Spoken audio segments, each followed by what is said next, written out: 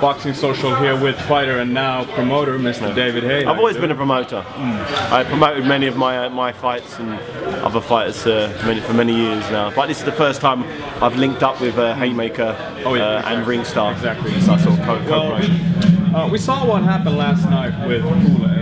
Any nerves for you when you do these type of events when people might suddenly pull out? Yeah, we've had a couple of fights fall through, and that's part of boxing. You know, boxing is an impact sport, a combat sport, and when we have sparring, all it takes is one punch a little too far, and someone jolts their shoulder, someone gets a cut. It happens. It's part and parcel, and it's a shame that Bellew pulled out. I thought that was a good fight, but we got a good contender in Joshua-Takam, you know, seasoned world level fighter who is very strong, always gives a good account of himself. So although the big fight's not off, we have a decent fighter in Joshua-Takam making up the numbers. Now let's talk about Michael Venom Page. A lot of people, obviously from the MMA world, are going to tune in to see how he does in the boxing ring. How do you sell Michael Venom Page to the hardcore boxing fans?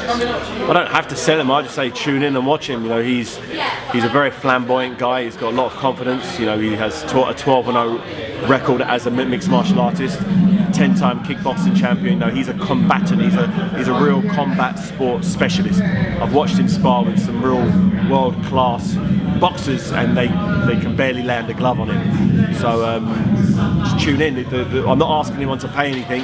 They can tune in to Dave for free. It's a free-to-view channel, and just watch this guy do his thing. He's a very different character. He has a very unorthodox, awkward style, a little bit like Nassim Hamid and a little bit like Errol Graham and Pernell Whitaker.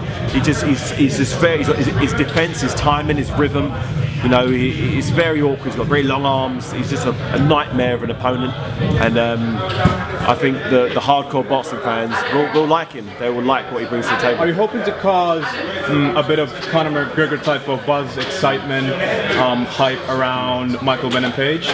Once he picks up, obviously the Conor McGregor situation, he was fighting the highest profile boxer possibly ever, so that was a different situation, and Conor McGregor was the highest grossing mixed martial artist, so that caused unprecedented interest. This time round, Michael Venom Page is, you know, a guy who's captured the imagination of the British and world media in Bellator. You know, he's a fantastic athlete, you know, undefeated, as I've said, and people in the mixed martial arts game are very interested in, okay, you know, Conor McGregor did okay. He went 10 rounds. He did very, very well. A lot better than many experts believed. So they realised that the right fighter can transcend to the other sport. So we're not trying to throw Michael Venom Page in with Andre Ward. We're going to gradually build his record and build him and his style and his team understand the right route to bring someone like him through to get to the heights. So when he does get in there with someone who's the best in the world, he's got a solid foundation of boxing to bring to the table. So he won't be realising during his first fight that, okay, I'm run out of energy now. Conor McGregor didn't know how to conserve energy. He never did the 12 rounds, so you could see he didn't understand how to gauge it. But what we're going to do with Michael Venom Page, we're going to start with 4 rounds, 6, 8, gradually get him into to becoming a 12-round fight. So by the time he does fight for a title against someone who's the best in the world, he's got the foundations, and he won't be making the same mistakes as Conor McGregor did. Moving on to the main event, and obviously Joyce, Olympic silver medalist. How do you see him fit into the current heavyweight division? I think he slides right into it. I think after 3 or 4 fights, I think he's ready to go. You know, after he beats Ian Lewison, I believe he stops him. It's a 10-round fight, but I believe if he fulfills what potential I believe he has, and people around him believe he has, he's going to not only beat Ian Lewison, he's going to do something no one's ever done before and knock him out. I don't believe, you know, I watched the fight with Dylan White. Dylan White fought Ian Lewison, and you know, it was an even fight. It was, you know, Dillian Whyte controlled the fight, but you know, he didn't completely wipe the floor with him. You know, Ian Lewison wasn't in great condition there. He only had a few weeks' notice. This time around, we've made sure that he's had ample notice. He's had 11 weeks preparation for this. So, you know, he can't be saying, "I'll run out of energy because I didn't have a training camp." He's had a full training camp. He's been sparring for months now, so he's ready. Because of his Olympic background, do you think that he needs to take tougher fights from the get-go? For sure. You can't go from fighting Tony Yoka and all these top international Russians, you know, Cubans, and then all of a sudden start fighting journeymen who turn up to lose.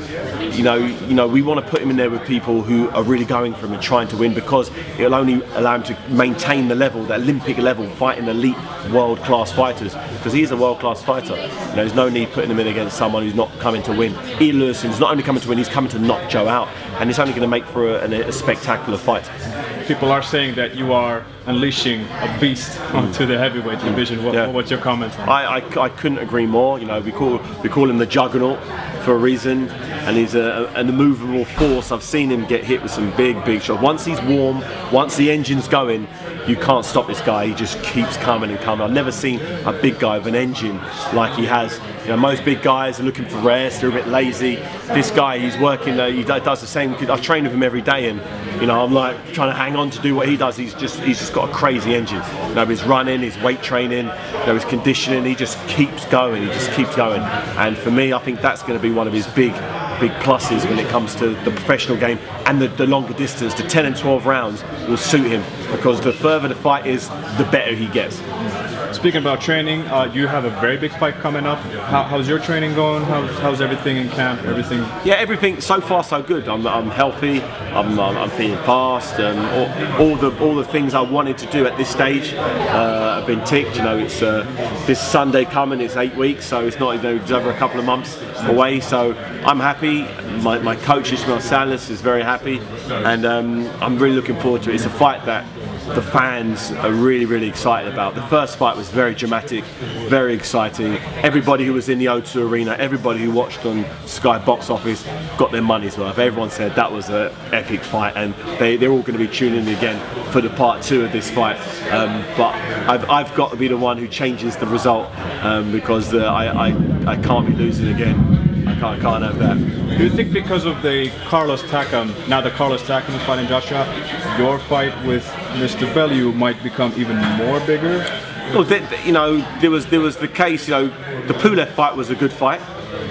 It was a fight that didn't really capture the public's imagination. Not many people knew Pulev other than getting knocked out by Klitschko, but it was anti-Joshua, homecoming. You know, it was a big fight. They sold 80,000 tickets, I believe. So it was a big fight. Any Joshua could fight you, and it would sell 80,000 tickets. Honestly, it's not about who he's fighting. It's the anti-Joshua show, and whoever's in the opposite corner, I don't think it will make that much difference. Whether it's Pulev, Takam, John Smith, Paul Smith, it doesn't matter who's in the other corner. People tune in to see anti-Joshua, so I don't believe it will make any difference with my fight. People who watch my fight, it's not like people are going to go, am I going to watch anti-Joshua fight Takam or David and Bellew? You're not going to make that choice. No, people who want to see me and Bellew fight are going to watch that. No, Joshua has a big fan base, and they're going to come and watch him no matter what. So you got 2 good fights, 2 entertaining fights, and people are going to watch both of them. And finally, what would be the ideal result for Friday night coming up for you? For me, I believe an ideal result would be all of the Haymaker Ringstar fighters being victorious. I'd like that in the main event specifically for Ian Lewison to come throwing bombs from the start, and for it to be a really exciting fight, because Joe has a style which is very fan friendly.